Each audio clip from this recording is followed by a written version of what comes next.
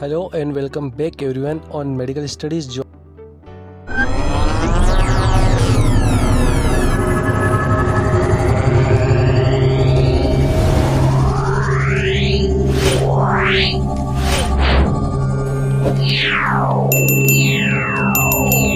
तो आज का हमारा टॉपिक होने वाला है वो रहेगा इन्फेक्शन के ऊपर। हमारा टॉपिक हम स्टार्ट करते हैं बिना टाइम गवाए हुए इन्फेक्शन के ऊपर।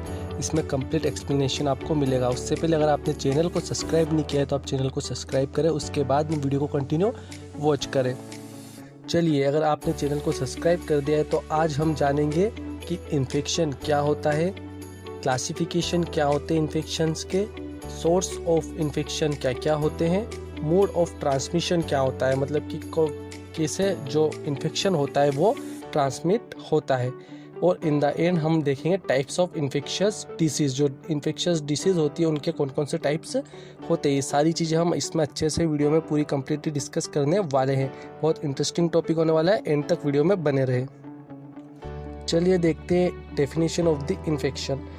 Infection refers to the invention, establishment and multiplication of harmful microorganisms such as bacteria, virus, fungi, parasites within the tissues of a host organism।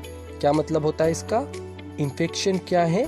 एक इन्वेजन, इस्टेब्लिशमेंट और मल्टीप्लिकेशन। इन्वेजन मतलब क्या होता है कि कोई माइक्रो ऑर्गेनिज्म है, जैसे कि आपका बैक्टीरिया, वायरस, फंगाई कुछ भी हो सकता है, मतलब इन्वेशन। कोई भी माइक्रो ऑर्गेनिज्म आपकी बॉडी में आएगा, इन्वेस्ट करेगा, एंटर करेगा आपकी बॉडी में। उसके बाद क्या करेगा? अपने आप को इस्टेब्लिश करेगा।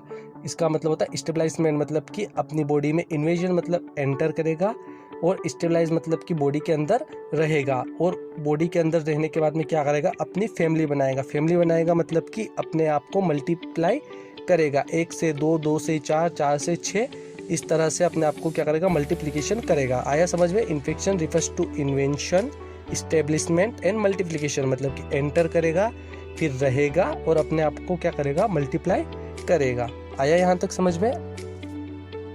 और जिससे ये क्या करेगा? जो डिसीज होगी उनको क्योस करेगा। बहुत सारी डिसीज जो रहेगी उनको क्योस करता चला जाएगा। और ये डिसीज कहाँ पर क्योस कर सकता है? हमारे होस्ट के अंदर, होस्ट की बॉडी के अंदर, उसके सेल के अंदर कर सकता है, उसके ऑर्गन्स, टिश्यूज और ऑल ओवर द बॉडी, कहीं पे भी डिसीज को जो है वो क्योस कर सकता है। तो उसको क्या कहा जाता है? इन्फेक्शन कहा जाता है। हो गई कंप्लीट डेफिनेशन। अब क्या आता है? अब जो एक माइक्रो ऑर्गेनिज्म है और जो हमारा होस्ट है, इन दोनों के बीच में जो रिलेशनशिप होता है, इसी रिलेशनशिप के बेसिस में हमने माइक्रो ऑर्गेनिज्म को 2 पार्ट्स में क्या कर रखा है? क्लासिफाई कर रखा है। कौन कौन से 2 पार्ट्स है वो? पहला है हमारा सेप्रोफाइट्स, और जो दूसरा है वो है पैरासाइट। जो सेप्रोफाइट होते हैं वो माइक्रो ऑर्गेनिज्म होते हैं जो कि फ्री लिविंग होते हैं, उनको होस्ट्स की जरूरत नहीं पड़ती है। दूसरे आते हैं क्या? पैरासाइट्स। अब जो पैरासाइट्स होते हैं वो ऐसे माइक्रोब्स होते हैं जो कि अपने आप को स्टेबलाइज करते हैं किसी होस्ट के अंदर। इन्हें होस्ट की ज़रूरत पड़ती है, और क्या करते हैं? वहाँ पर अपना मल्टीप्लाई करते हैं, अपनी एक फैमिली बनाते रहते हैं। वहाँ पे क्या करते हैं? मल्टीप्लिकेशन करते हैं, 2 से 4, 4 से 8, और अपनी जो संख्या रहेगी उसको बढ़ाते रहते हैं। वो कोई किस टाइप के होते हैं? वो होते हैं पैरासाइट। अब जो ये पैरासाइट होते हैं ये भी 2 टाइप्स के होते हैं। पहला जो टाइप्स होता है वो होता है पैथोजन, और जो दूसरा होता है क्या होता है? Common shell. कॉमन मतलब कि हमारी बॉडी में बहुत ज़्यादा कॉमन है। पैथोजन क्या होता है? डिसीज क्योजिंग एजेंट होता है। पैथोजन क्या होता है? That is capable of producing disease on the host, जो कि डिसीज को क्योज करता है, उसे हम क्या बोलेंगे? पैथोजन बोलेंगे। और कॉमन सेल क्या होता है? कॉमन सेल मतलब कि कॉमन, ये हमारी बॉडी में इजीली रहेगा, मतलब रहेगा तो होस्ट की बॉडी के अंदर कॉमन सेल रहेगा, बट ये क्या करेगा? जो कोई भी टाइप की डिसीज रहेगी उसको क्योज नहीं करेगा, हमें डैमेज नहीं पहुंचाएगा। पर कुछ कंडीशन में, कुछ ऐसी सिचुएशंस में ये नोट करने वाली बात है कि कभी अगर होस्ट के रेजिस्टेंस लो हो गए तो ऐसी कंडीशन में कोई भी इन्फेक्शन की वजह से, कोई भी बीमारी की वजह से अगर होस्ट का रेजिस्टेंस जो है, इम्यूनिटी जो है, मतलब कि वो अगर वो आपकी डाउन पड़ गई, तो ये जो कॉमन सेल है ये आपका फैकल्टेटिव जो पैथोजन है वो बन सकता है। बस ऐसी कंडीशन में ये बन सकता है, बाकी यूँ इससे आपको कोई भी नुकसान नहीं होता है। ये आपको एक नोट करने वाली और याद रखने वाली बात है। चलिए आगे चलते हैं। चलिए अब हम देखते हैं क्लासिफिकेशन ऑफ द इन्फेक्शन। तो हमने इन्फेक्शन को किन किन पार्ट्स में जो है क्लासीफाई कर रखा है। तो जो पहला होता है वो होता है प्राइमरी इन्फेक्शन, उसके बाद आता है री इन्फेक्शन, देन आता है सेकेंडरी इन्फेक्शन, फिर आता है फोकल इन्फेक्शन, फिर आता है क्रॉस इन्फेक्शन, देन आता है नोजोकोमियल इन्फेक्शन, एंड लास्ट में आता है लेथोजेनिक इन्फेक्शन। ठीक है, ये हो गया आपके क्लासिफिकेशन ऑफ द इन्फेक्शन। चलिए इनको थोड़ा सा समझ लेते हैं हम। जैसे जो प्राइमरी इन्फेक्शन होता है वो उसका मतलब होता है initial infection with a parasite host, मतलब कि कोई भी पैथोजन अगर सबसे पहले इन्फेक्शन किसी भी होस्ट में कर रहा है स्टार्टिंग तौर पे, तो उसे कहा जाएगा प्राइमरी इन्फेक्शन। आया समझ में?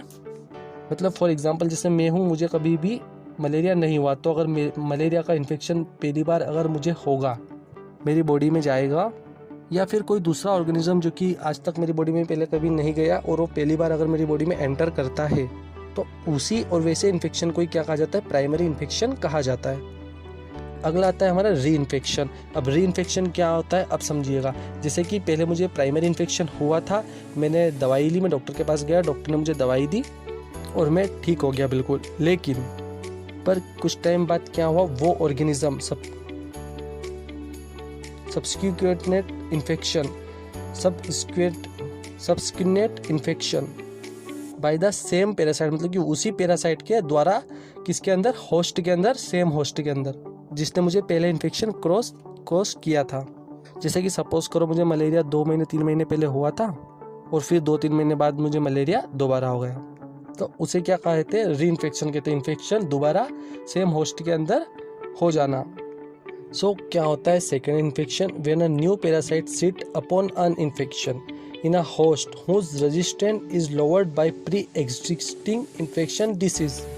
देखिए इसका मतलब क्या होगा कि जो एक नए पैरासाइट पैथोजन ने इन्फेक्शन क्या करा? क्योस कर दिया। कब वो इन्फेक्शन क्योस किया? जब जो होस्ट है उसकी इम्यूनिटी जो है वो उस टाइम पे कम थी, किसी और इन्फेक्शन डिसीज की वजह से उसकी ऑलरेडी जो इम्यूनिटी है वो कम थी, और ऊपर से एक नए पैथोजन ने उसकी बॉडी पे क्या कर दिया? इन्फेक्शन क्योस कर दिया। जैसे कि मुझे टाइफाइड था, टाइफाइड के कारण मेरी ऑलरेडी जो इम्यूनिटी है वो कम पड़ी हुई थी, और उसमें ऊपर से किसी दूसरे इन्फेक्शन ने आकर के एक और इन्फेक्शन क्योस कर दिया, मतलब गरीबी में आटा गीला। तो उसी के कारण क्या हुआ? तो जो उससे क्या हुआ? दूसरा इन्फेक्शन हो गया। तो जो दूसरा इन्फेक्शन होगा उस इन्फेक्शन को क्या कहा जाएगा? सेकेंडरी इन्फेक्शन कहा जाएगा। फिर नेक्स्ट इन्फेक्शन जो होता है हमारा वो आता है फोकल इन्फेक्शन। फोकल मतलब कि लोकल, ये समझ लो। फोकल इन्फेक्शन मतलब कि कोई सा local infection. So focal infection क्या होता है? Infection is limited to specific part of the body, मतलब कि किसी भी एक पर्टिकुलर एक जगह पे क्या होगा? इन्फेक्शन होगा।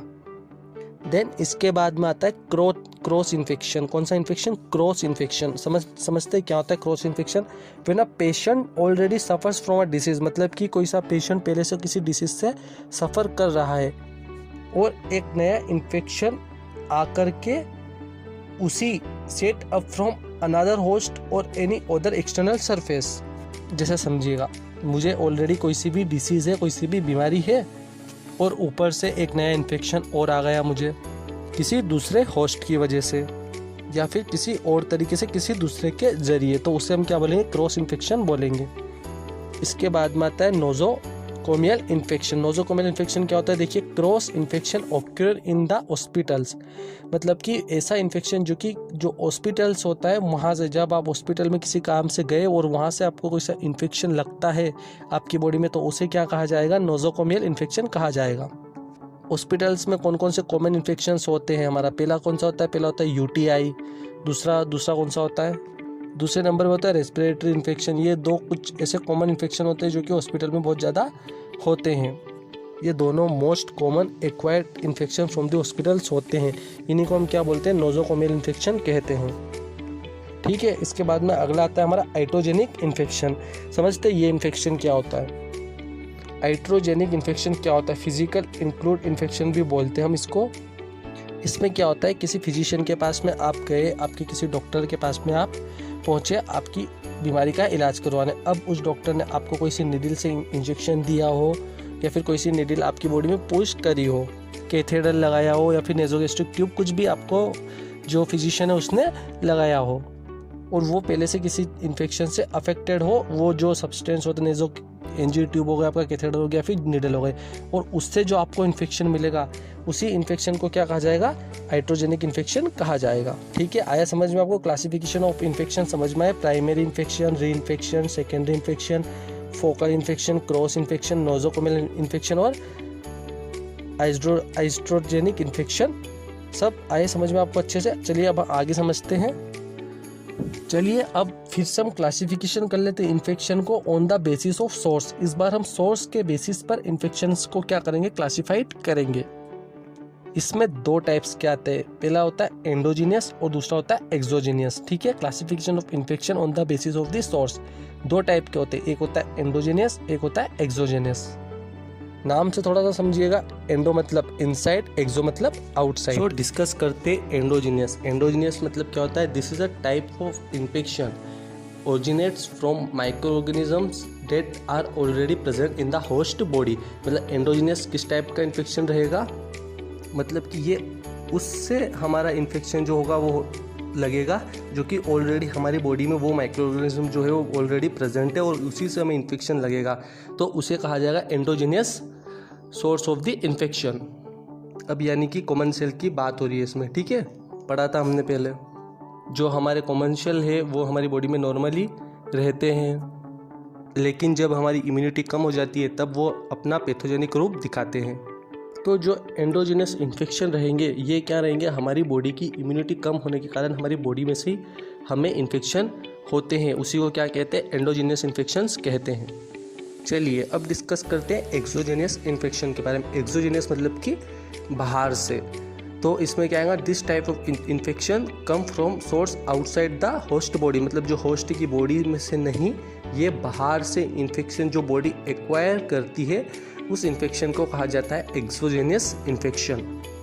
और ये कब होता है, तो it occurs when external micro organisms which में include bacteria, virus, fungi enter in the body. मतलब बाहर से कोई माइक्रो ऑर्गेनिज्म आया, कोई भी हो सकता है माइक्रो, बैक्टीरिया हो सकता है, वायरस हो सकता है, फंगाई हो सकती है, वो बॉडी के अंदर एंटर हुआ और उसने आपको इन्फेक्शन क्योज कर दिया, तो उसे कहा जाएगा एक्सोजेनियस इन्फेक्शन। समझ में आया एंडोजीनियस और एक्सोजेनियस में क्या अंतर होता है? चलिए अब क्लासीफाई करेंगे फिर से इन्फेक्शन को based on clinical effect. So classification of infection based on clinical effect. Clinical effect मतलब कि आपके साइन और सिम्टम्स क्या क्या होंगे इसमें, उन सब चीज़ों के बारे में हम डिस्कस करेंगे। तो चलिए देखते हैं। इसमें तीन आते हैं हमारे, पहला होता है इनएपरेंट इन्फेक्शन, दूसरा होता है एटिपिकल इन्फेक्शन और तीसरा होता है लेटेंट इन्फेक्शन। ठीक है, ये तीन टाइप से जो इन्फेक्शन होते हैं वो क्लिनिकल बेस्ड पे क्लासीफाइड होते हैं। अब इनएपरेंट इन्फेक्शन क्या होता है, मतलब कि जो एपरेंट नहीं होता है, एपरेंट नहीं होता है मतलब कि जो दिखाई नहीं देता है, इनविजिबल होता है, उसे कहा जाता है इनएपरेंट इन्फेक्शन। इसके जो साइन और सिम्टम्स रहेंगे वो हमको विजिबल नहीं होंगे। चलिए देखते हैं क्या होता है ये।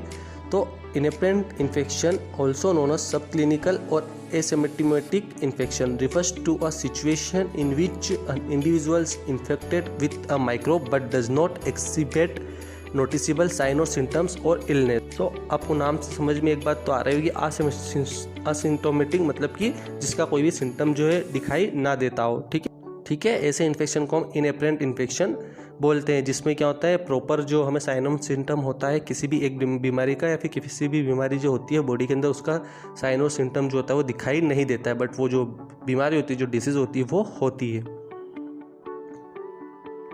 A typical infection. In this, the typical or characteristic clinical manifestation of the particular disease are not present. ये वो इन्फेक्शन होता है जिसमें किसी एक पार्टिकुलर डिसीज़ का साइन और सिम्टम्स जो होता है वो नहीं दिखाई देता है, उसे क्या कहा जाता है, अटिपिकल इन्फेक्शन कहा जाता है, जिसे आप देख के नहीं बता सकते या फिर उस एक पार्टिकुलर सिम्टम को देख के आप नहीं बता सकते कि आपको एक यही वाला पार्टिकुलर इन्फेक्शन जो है वो है, तो उस इन्फेक्शन को क्या कहा जाता है, अटिपिकल इन्फेक्शन कहा जाता है। इसके बाद आता है हमारा लेटेंट इन्फेक्शन। अब लेटेंट इन्फेक्शन क्या होता है, जैसे कि सम पैरासाइट्स फॉलोइंग इन्फेक्शन में remain in the tissue in a latent और hidden from proliferating and producing clinical. मतलब क्या होता है समझिएगा, मतलब कि कुछ पैरासाइट्स जो होते हैं, कुछ फॉलोइंग इन्फेक्शन जो होते हैं वो आपके टिश्यू में जो रह जाते हैं वो रह जाते हैं या फिर वहाँ पर कहीं पे छुप जाते हैं। लेटेंट फॉर्म में, हिडन फॉर्म में क्या रहते हैं वो प्रेजेंट होते हैं। और फिर बाद में कुछ समय के बाद में या फिर कुछ सालों के बाद में आपको जो होते हैं वो रिवर्स आप क्या करते हैं, इन्फेक्शन क्योज करते हैं जो कि हिडन थे आपके टिश्यूज़ के अंदर। जिससे क्या होता है, जब कब इन्फेक्शन क्योज करते हैं, जब जो होस्ट होता है उसका रेजिस्टेंस जो होता है वो कम हो जाता है। तो ऐसे इन्फेक्शन को क्या कहा जाता है, लेटेंट इन्फेक्शन कहा जाता है। ठीक है, लेटेंट वर्ड याद रखना, मतलब छुपे, मतलब आपका माइक्रो ऑर्गेनिज्म था जो कि लेटेंट में लेटेंट हो गया, मतलब आपके बॉडी या फिर आपके किसी भी टिश्यू में जाके छुप गया, तो उस ऐसे जो इन्फेक्शन रहेगा उसको कहा जाएगा लेटेंट इन्फेक्शन कहा जाएगा। चलिए आगे देखते हैं हम source of the infection. Infection के कौन कौन से सोर्स होते हैं। ओके, तो जो सबसे पहला इन्फेक्शन का सोर्स होता है वो होता है ह्यूमन, मतलब एक इंसान ही दूसरे इंसान का यहाँ पर दुश्मन बना हुआ है। एक इंसान से दूसरे इंसान को सबसे पहले जो होते हैं वो इन्फेक्शन होते हैं। सो अब देखिए इसमें क्या होता है, इसमें एक आता है कैरियर। कैरियर क्या होता है, कैरियर एक मेन टर्म होती है हमारी, जिसमें क्या होता है, carrier is a person who harbours the pathogenic micro organism without suffering any ill effect because of it. मतलब क्या है इस डेफिनेशन का, इसका मतलब ये है कि ऐसे कैरियर वो होता है जिसके अंदर एक माइक्रो ऑर्गेनिज्म पैथोजन है, बट वो उसे कोई भी क्योस नहीं कर रहा है, उससे कोई भी नुकसान नहीं हो रहा है। मतलब कि समझिएगा जैसे मेरी बॉडी में कोई सा भी पैथोजन या फिर माइक्रो ऑर्गेनिज्म जो है वो आ गया, बट उससे मेरी बॉडी को, मुझे उससे कोई भी नुकसान नहीं है। बट अगर मैं किसी और बंदे से जाके मिलूँगा, किसी और इंसान से के कॉन्टेक्ट में अगर मैं जाऊँगा, तो क्या होगा, मैं तो एज ए कैरियर बन गया हूँ उस पैथोजन को, बट जो वो रहेगा उसमें मेरे द्वारा जो इन्फेक्शन है वो जा सकता है और मैं उसको इन्फेक्शन जो है वो क्योज कर सकता हूँ। तो आया समझ में कैरियर का मतलब कि एक वो इंसान जो अपने अंदर माइक्रो ऑर्गेनिज्म को लेके घूम रहा है जिससे उसे खुद को कोई नुकसान नहीं, बट अगर उसके कॉन्टेक्ट में कोई और आता है तो उसकी बॉडी में माइक्रो ऑर्गेनिज्म जो है वो जा सकता है और वहाँ पर वो नुकसान पहुँचा सकता है, क्योंकि उसकी बॉडी के लिए उसका माइक्रो ऑर्गेनिज्म क्या रहेगा, एज ए फॉरिजन पार्टिकल रहेगा और उसके अकॉर्डिंगली उसकी बॉडी जो रहेगी उसको रिस्पॉन्स करेगी। अब जो ये कैरियर होता है ये भी अलग अलग टाइप के होते हैं। जो पहला कैरियर होता है वो होता है हेल्थी कैरियर, दूसरा होता है कॉन्वेलेंसेंट कैरियर, एक होता है टेम्परेरी कैरियर, एक होता है क्रोनिक कैरियर, कॉन्टैक्ट कैरियर और एंड में होता है पैराडॉक्सिकल कैरियर। तो इतने टाइप्स के जो होते हैं वो कैरियर होते हैं। आया ना समझ में, कैरियर मतलब कि कोई ऐसा व्यक्ति जो कि अपने अंदर माइक्रो ऑर्गेनिज्म को क्या कर रहा है, कैरी करके चल रहा है, इसलिए उसे कैरियर कहा जाता है। चलिए अब इनको भी डिस्कस कर ही लेते हैं, जब इतना कुछ कर रहे हैं तो टॉपिक बहुत ही लॉन्ग चलेगा अपना, तो आप चैनल को सब्सक्राइब कर ले और वीडियो को कंटिन्यू वॉच रखें बिना स्किप करें, आपको अच्छे से सारी चीज़ें डिटेल में समझ में आएगी। इसके बाद में आपको ये जो टॉपिक रहेगा वो पूरा क्लियर हो जाएगा।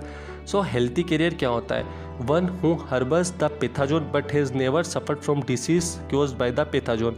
हेल्थी कैरियर मतलब कि एक ऐसा कैरियर जो कि अपने अंदर पैथोजन को लेते हुए चल रहा है, बट उससे वो कभी भी बीमार नहीं हुआ है, कभी भी उस पैथोजन ने उसे नुकसान नहीं पहुंचाया है, तो उसे कहा जाता है हेल्थी कैरियर। अब नेक्स्ट कॉन्वेलेसेंट कैरियर क्या होता है, one who has recovered from the disease and continues to harbour the pathogen in the body. मतलब इसका मतलब होता है जैसे कि मेरे अंदर कोई सा पैथोजन आया, उसने मुझे कोई सी भी डिसीज़ जो है क्योज करी, अब उस डिसीज़ से मैं क्या हो गया, ट्रीट हो गया, उस डिसीज़ से मैं सही हो गया, बट जो पैथोजन है वो मेरी बॉडी के अंदर ऐसा का ऐसा रह गया। तो ऐसी कंडीशन में मैं क्या बन जाऊँगा, कोवेलेसेंट कैरियर बन जाऊँगा। ठीक है, नेक्स्ट होता है टेम्परेरी कैरियर। टेम्परेरी कैरियर क्या होता है, harbour the pathogen in his body less than 6 month. यानी कि आपका जो पैथोजन है वो आपकी बॉडी के अंदर 6 महीने से कम समय के लिए रहता है, तो हम उसे क्या कहेंगे, हार्बर पैथोजन, और टेम्परेरी कैरियर जो रहेंगे वो बोलेंगे। ठीक है, अब क्रोनिक कैरियर क्या होता है, क्रोनिक मतलब होता है लंबे समय के लिए, मतलब कि harbour the pathogen in his body lets for several year, मतलब बहुत ज़्यादा अधिक समय के लिए, ज़्यादा सालों के लिए जो पैथोजन है वो बॉडी के अंदर, होस्ट की बॉडी के अंदर प्रेजेंट रहता है, तो उसे क्या कहा जाता है, क्रोनिक कैरियर कहा जाता है। ठीक है, नेक्स्ट आता है हमारा कंटेंट कैरियर। कंटेंट कैरियर मतलब क्या होता है, एक इंसान जो कि पैथोजन को अपनी बॉडी के अंदर ले लेता है, किससे, किसी दूसरे पर्सन के थ्रू अगर उसकी बॉडी में कोई सा भी पैथोजन आता है तो उसे कहा जाता है कंटेंट कैरियर कहा जाता है। ठीक है, कॉन्टैक्ट कैरियर कहा जाता है, क्योंकि किसी के कंटेक्ट में आने के बाद में उसके अंदर जो पैथोजन है वो डेवलप हुआ। और जो कॉन्टैक्ट कैरियर होता है वो आपके अंदर जो डिसीज़ रहेगी वो क्योज नहीं करेगा, बस आपकी बॉडी के अंदर किसी दूसरे के थ्रू आ जाएगा, बट डिसीज़ जो रहेगा वो क्योज नहीं करेगा। ठीक है, अब आखिरी रहता है हमारा पैराडॉक्सिकल कैरियर। इसके बाद में ये जो कैरियर वाला टॉपिक होता है ख़त्म होता है। इसका मतलब क्या होता है, a carrier who acquired the pathogen from another carrier, मतलब कि ऐसा कैरियर जो कि दूसरे कैरियर से पैथोजन को अपनी बॉडी के अंदर लेता है, उसे क्या कहते हैं, पैराडॉक्सिकल कैरियर कहते हैं। मतलब कि जैसे कि जो ये पैराडॉक्सिकल कैरियर का जो कैरियर पैथोजन होता है वो पहले किसी ऐसे पर्सन के अंदर गया जिसके अंदर उसने कोई भी डिसीज़ क्योज नहीं करी, वहाँ पर बस वो जाके रह रहा है ना, और उसके बाद में वो मेरी बॉडी में उसके कॉन्टेक्ट में जाने से मेरी बॉडी के अंदर एंटर हो गया हो, और वो बेचारा मेरे अंदर भी इन्फेक्शन क्योज नहीं कर पाया, मतलब वहाँ भी नकारा था और यहाँ भी आके निकम्मा ही बन गया। तो ऐसे कैरियर को क्या कहा जाएगा, तो मैं उसके लिए क्या हो गया, पैराडॉक्सिकल कैरियर हो गया। ठीक है, आया समझ में कैरियर। अब सोर्स ऑफ इन्फेक्शन में हम जो सेकेंड सोर्स होती है जहाँ से इन्फेक्शन जो होता है वो लगता है, वो होते हैं एनिमल्स। जो एनिमल्स होते हैं वो क्या होते हैं, ये भी आपका बहुत ज़्यादा सोर्स ऑफ इन्फेक्शन के द्वारा क्या होता है, काम करते हैं। मतलब कि एनिमल से भी बहुत सारे इन्फेक्शन जो है वो ह्यूमन बॉडी के अंदर जो होते हैं वो एंटर करते हैं और ज़्यादा क्योज बॉडी को कर जाते हैं। तो देखते हैं अब क्या होता है इसमें अंदर। इसमें टर्म आती है हमारी जूनोसिस। जूनोसिस मतलब क्या होता है, disease transmitted from animal to human beings. एक एनिमल से एक इंसान को जो डिजीज़ क्योज होती है, जो बीमारी होती है, उसको कहा जाता है जूनोसिस। जूनोसिस मतलब क्या होता है, disease transmitted from animal to human beings. याद रखना है पॉइंट। अब रिजर्वायर होस्ट क्या होता है, ठीक है, रिजर्वायर होस्ट होता है animal that harbour the same species of parasites as men are known as reservoir host. तो इसका मतलब ऐसा होता है कि वो होस्ट जो कि वो पैथोजन जो कि एनिमल में भी पाया जाएगा और अगर वही इंसान के अंदर चला जाए तो वहाँ पर भी जो रहेगा वो क्योज करेगा। तो ऐसे को क्या कहा जाता है, रिजर्वर होस्ट कहा जाता है। ठीक है, तो ऐसे में जो एनिमल वो रहेगा वो उसके लिए रिजर्वायर होस्ट बन जाएगा। ठीक है, अगले आते हैं हमारे इंसेक्ट्स। इंसेक्ट मतलब कीड़े मकोड़े, उनसे भी जो रहता है वो कोई सा इन्फेक्शन बॉडी के अंदर ह्यूमन को क्योज कर देता है। अब इसका मतलब क्या होता है, ब्लॉग स्टॉकिंग इंसेक्ट में transmit pathogens to human beings, the disease so cause are called arthropod borne disease। क्या कहा जाता है उसे, arthropod borne disease कहा जाता है। क्या मतलब होता है, जैसे कि जो इंसेक्ट्स होते हैं वो भी आपको इन्फेक्शन जो होते हैं वो क्योज करते हैं, वो भी क्या करते हैं, पैथोजन को आपकी बॉडी के अंदर जो होता है वो ट्रांसमिट कर सकते हैं। ठीक है, उसमें क्या होता है, जो डिसीज़ होती है उस डिसीज़ को क्या बोलते हैं, आर्थ्रोपोड बॉर्न डिसीज़। अब वेक्टर क्या होता है, वेक्टर एक टाइप के इंसेक्ट्स होते हैं, जैसे कि मॉस्किटो हो गए, टिक्स हो गए, माइट्स हो गए, फ्लाइस होगी, फ्लेस हो गए, लाइस हो गए, और जो कि ट्रांसमिट इन्फेक्शन आरकोल जो क्या करते हैं, ट्रांसमिट इन्फेक्शन जो होता है उसको ट्रांसमिट करते हैं, तो उन्हें क्या कहा जाता है, वेक्टर्स कहा जाता है। ठीक है, अब ये वेक्टर भी दो टाइप के निकले, एक होता है मैकेनिकल वेक्टर और दूसरा होता है बायोलॉजिकल वेक्टर। तो इनको भी देख ही लेते हैं। जो मैकेनिकल वेक्टर होता है वो क्या होता है, मैकेनिकल वेक्टर जैसे कि फ्लाइस जो होता है क्या करता है, picks up pathogens on the outside of their bodies and transmit them to new host like human throughout physical contact. मतलब फिजिकल कॉन्टेक्ट से जो रहता है वो उसको माइक्रोब्स को जो रहता है, पैथोजन को जो रहता है वो बॉडी के अंदर ह्यूमन की एंटर करवा देता है। मतलब कि ये जो रहते हैं ये इंसेक्ट जो ये वेक्टर्स होते हैं ये क्या करते हैं, जैसे भी आप कहीं पर भी बैठे तो आपके पैरों में चिपक गए, आपके बालों के अंदर घुस जाते हैं, कहीं पे भी मतलब ऐसे बहुत सारे इंसेक्ट्स जो रहते हैं वो बॉडी के आसपास जो रहते हो बैठने आते रहते हैं। और ऐसे केस में क्या होता है कि कोई सा इन्फेक्टेड पैथोजन जो रहता है, इन्फेक्टेड वेक्टर जो रहता है वो आके अगर हो जाता है तो उससे वो फिजिकली आपको क्या कर देगा, ट्रांसमिट कर देगा पैथोजन को आपकी बॉडी के अंदर। आया समझ में मैकेनिकल वेक्टर मतलब। अगले होते हैं हमारे बायोलॉजिकल वेक्टर। बायोलॉजिकल वेक्टर मतलब क्या होता है, वेक्टर जैसे कि mosquito, ticks carry pathogen within their bodies and deliver them to the new host like human breath through biting. मतलब कि जैसे कि मॉस्किटो हो गए, ये क्या करते हैं, मच्छर क्या करते हैं, हमें काटते हैं और उसके द्वारा जो काटने पर जो हमारी बॉडी के अंदर इन्फेक्शन जो होता है वो क्योज होता है इनके द्वारा, उसे ही बायोलॉजिकल वेक्टर कहा जाता है। सबसे कॉमन एग्जांपल रहता है इसका मलेरिया वाला ले लो। जैसे मलेरिया होता है ना वो इसी के द्वारा होता है। मलेरियम क्या होता है, जैसे कि जो इसका जो प्लाज्मोडियम होता है वो प्लाज्मोडियम जो आपका पैरासाइट होता है वो पहले वो आपके एनाफिल्स मॉस्किटो को इन्फेक्शन क्योज करेगा, फिर जब वो उसकी बॉडी के अंदर गया तो फिर जब वो हमारे को काटेगी तो फिर वो हमें जो रहेगी डिसीज़ जो रहेगा जो वो क्योज करेगी, वो माइक्रोऑर्गेनिज्म जो रहेगा वो हमारी बॉडी के अंदर डाल जाएगा। अब आता है इंक्यूबेशन पीरियड। इंक्यूबेशन पीरियड क्या होता है, the time between explode to disease causing agent and the onset of symptoms or sign of the disease। मतलब कि वो टाइम जब आपका डिसीज क्योजिंग एजेंट मतलब कि पैथोजन बॉडी में गया था और उसने साइन और सिम्टम्स जो है वो दिखाना चालू करे, उसके बीच का जो टाइम रहेगा उसे इंक्यूबेशन पीरियड कहा जाएगा। ठीक है, जब जो पैथोजन है वो आपकी बॉडी में एंटर कर गया और फिर वहाँ पर वो अपने जलवे दिखा रहा है, अपने साइन और सिम्टम्स दिखा रहा है, तो उसी को क्या कहेंगे, इंक्यूबेशन पीरियड जो रहेगा वो कहलाएगा। ठीक है, जैसे कि मेरी बॉडी के अंदर इन्फेक्शन गया और फिर मेरी बॉडी ने क्या हुआ, उसके अगेंस्ट रिस्पॉन्स चालू करे, साइन और सिम्टम्स जो है वो दिखने लगे, तो जो टाइम रहेगा जब तक का वो से इंक्यूबेशन पीरियड जो रहेगा वो कहलाएगा। डिसीज होने तक और इन्फेक्शन एंटर होने के बीच का जो टाइम रहेगा उसे इंक्यूबेशन टाइम जो रहेगा वो कहलाएगा। अब वो टाइम कितना ही लंबा हो सकता है, 3 दिन का हो सकता है, 7 दिन का हो सकता है, 10 दिन का हो सकता है, डिपेंडिंग ऑन योर पैथोजन, जो कि कितना डेंजरस है वो और आपकी बॉडी में कितनी कैपेबिलिटी है उससे फाइट करने की। ठीक है, इसके बाद आता है हमारा एक्सट्रिंसिक इंक्यूबेशन पीरियड। इसकी डेफिनेशन क्या होती है, the interval between the time of entry of the pathogen into the vector and the vector becoming infective.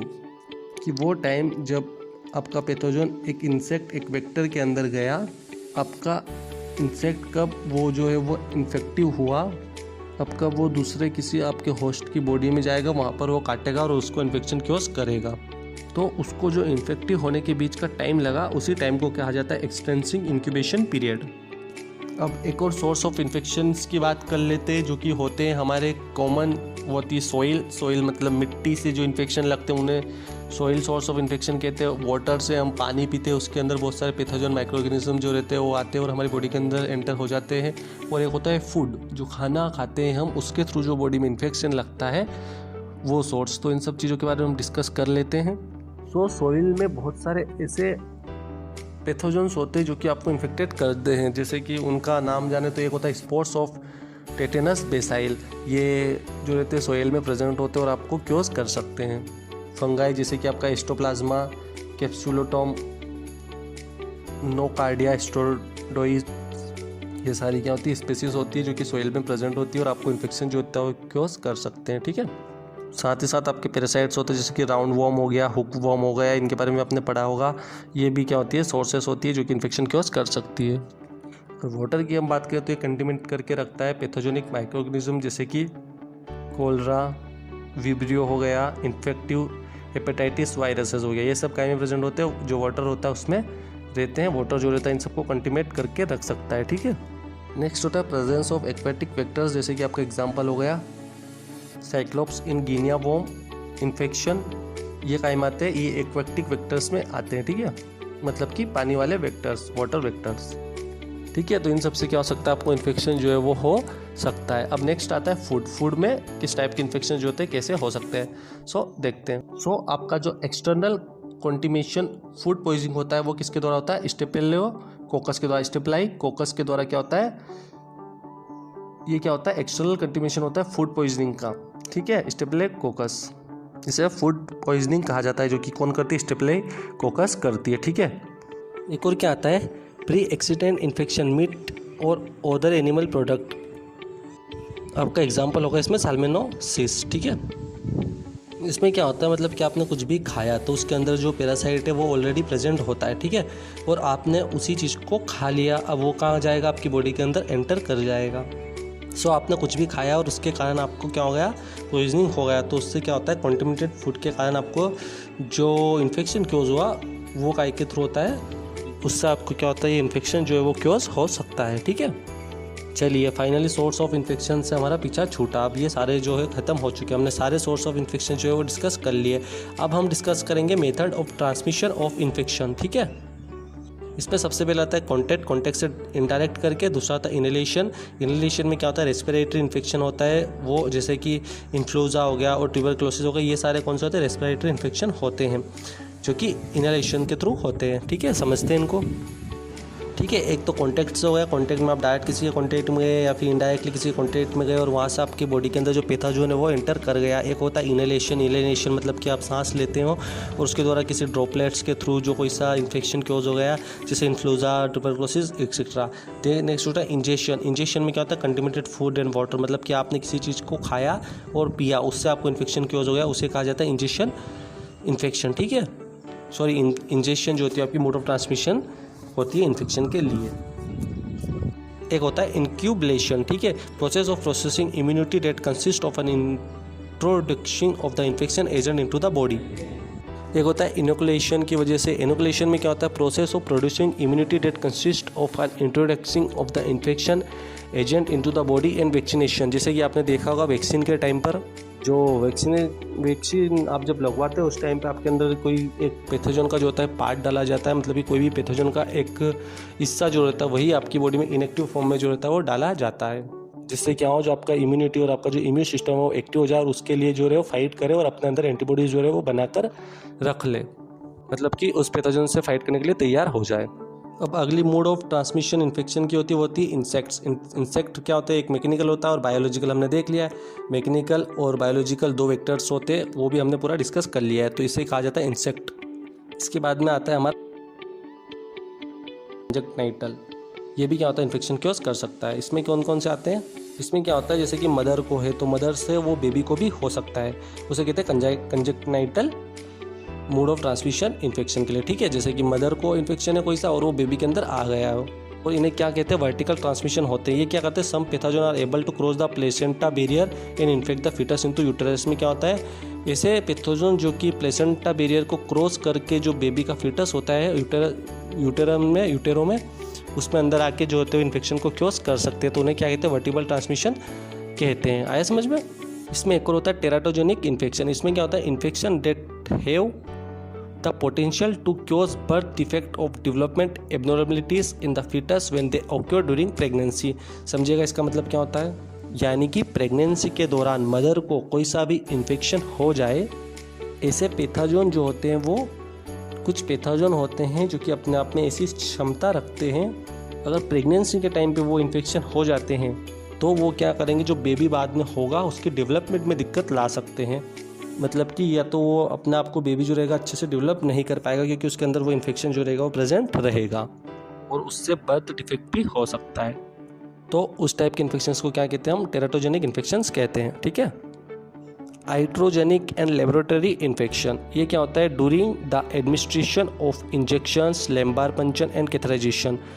ये भी हमने डिस्कस करा कि आप किसी फिजिशियन के पास, डॉक्टर के पास में जाते हैं, वो आपका ट्रीटमेंट करता है। इन द केस आपको कैथराइजेशन लगाना पड़ता है, एनजी ट्यूब लगानी पड़ती है या फिर नीडल इंजेक्ट करनी पड़ती है। इसमें फिजिशियन के कारण या फिर हॉस्पिटल के कारण आपको जो इन्फेक्शन लगता है उसी इन्फेक्शंस को क्या कहते हैं, आइट्रोजेनिक और लेबोरेटरी इन्फेक्शंस कहते हैं। आया समझ में यहाँ तक mode of transmission of the infections. चलिए अब देख ले टाइप्स ऑफ इन्फेक्शन डिसीज। अब जो टाइप्स ऑफ इन्फेक्शन डिसीज होती है वो दो टाइप्स की होती है, एक होता है लोकलाइज्ड इन्फेक्शन और एक होता है जनरलाइज्ड इन्फेक्शंस। ठीक है, ये दो टाइप होते हैं इन्फेक्शन डिसीज के। अब जो लोकलाइज्ड इन्फेक्शन होता है are confined to a specific area और organ of the body. Local मतलब कि किसी पार्टिकुलर एक एरिया में या फिर किसी पार्टिकुलर एक ऑर्गन में जो इन्फेक्शन होता है उसे कहा जाता है लोकलाइज्ड इन्फेक्शन। और जो लोकलाइज इन्फेक्शंस होते हैं ये स्प्रेड नहीं होते बॉडी के दूसरे पार्ट, मतलब कि जे अगर किसी एक पार्ट में लगे हुए हैं तो वहीं पर वो रहेंगे, दूसरे पार्ट में जो रहेंगे वो स्प्रेड नहीं होंगे। ठीक है। अब symptoms and the sign of localised infections are typically limited to the site of infection, मतलब कि जिस एरिया में इन्फेक्शन है उसी एरिया में आपको साइन और सिम्टम ज़्यादातर जो दिखाई दे दूसरे पार्ट के कंपेरिजन में। ठीक है। अब बात करते हैं जनरलाइज्ड की। तो जनरलाइज में क्या होता है, generalised infection also known as systemic infection spread throughout the body. तो ये क्या कहा जाते हैं, सिस्टमिक इन्फेक्शन भी कहलाए जाते हैं, जिन्हें जनरलाइज्ड इन्फेक्शन कहते हैं। ठीक है, सिस्टमिक इन्फेक्शन। और ये क्या होते हैं, स्प्रेड होते हैं थ्रूआउट द बॉडी, मतलब आपके अगर किसी बॉडी के एक पार्ट में होते हैं तो यहाँ से क्या होंगे, स्प्रेड होंगे दूसरे पार्ट में आपकी बॉडी में, और हर जगह पूरी बॉडी में जो है स्प्रेड हो सकते हैं, जिन्हें कहा जाता है जनरलाइज्ड और सिस्टमिक इन्फेक्शंस। ठीक है।